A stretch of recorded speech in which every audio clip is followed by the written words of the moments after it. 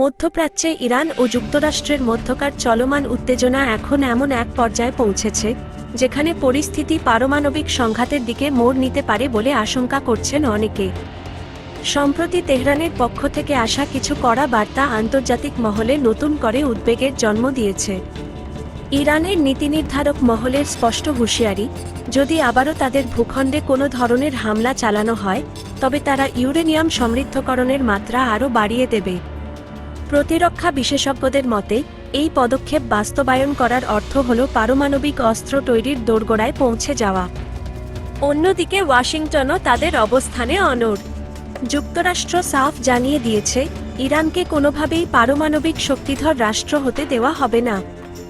সাবেক মার্কিন president Donald ট্রাম্পের সাম্প্রতিক বক্তব্য এই উত্তাপকে আরও বাড়িয়ে দিয়েছে। তিনি সোজাসুজি জানিয়েছেন, ইরানের পারমাণবিক কর্মসূচি নিয়ে আমেরিকা কোনো ধরনের ঝুঁকি নিতে প্রস্তুত নয়। জাতিসংঘের পারমাণবিক পর্যবেক্ষণ সংস্থার তথ্যমতে ইরানের হাতে বর্তমানে উল্লেখযোগ্য পরিমাণ সমৃদ্ধ ইউরেনিয়ামের মজুদ রয়েছে। বিশ্লেষকদের ধারণা, প্রযুক্তিগত আরও সামান্য কিছু ধাপ অতিক্রম করলেই দেশটি পারমাণবিক সক্ষমতার চূড়ান্ত পর্যায়ে পৌঁছে যেতে পারে। বিশেষ করে ইস্পাহানের রহস্যময় ভূগর্ভস্থ পারমাণবিক স্থাপনাগুলো নিয়ে আন্তর্জাতিক মহলে আলোচনার অন্ত নেই। স্যাটেলাইট চিত্রে কিছু ক্ষয়ক্ষতির চিহ্ন দেখা গেলেও সেখানকার প্রকৃত সুরক্ষা ব্যবস্থা এবং সক্ষমতা সম্পর্কে এখনও নিশ্চিত হওয়া যায়নি।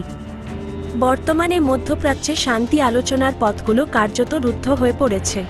কূটনৈতিক প্রচেষ্টাগুলো একের পর এক ব্যর্থ হওয়ায় যুদ্ধের দামামা আরও প্রকট হচ্ছে।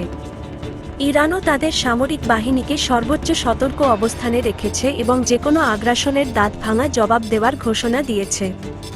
এই সংঘাতের আঁচ শুধু মধ্যপ্রাচ্যেই সীমাবদ্ধ নয়, বরং বিশ্ব তেলের বাজারে ইতোমধ্যেই এর নেতিবাচক প্রভাব পড়তে শুরু করেছে।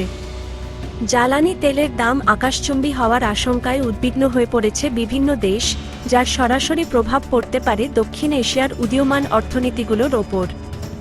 বিশ্ববাসীর মনে এখন একটাই প্রশ্ন, এই চরম উত্তেজনা কি শেষ পর্যন্ত আলোচনার মাধ্যমে স্তিমিত হবে, নাকি বিশ্ব এক ভয়াবহ পারমাণবিক বিপর্যয়ের দিকে এগিয়ে যাচ্ছে? সময়ের হাতেই হয়তো লুকিয়ে আছে এই প্রশ্নের উত্তর।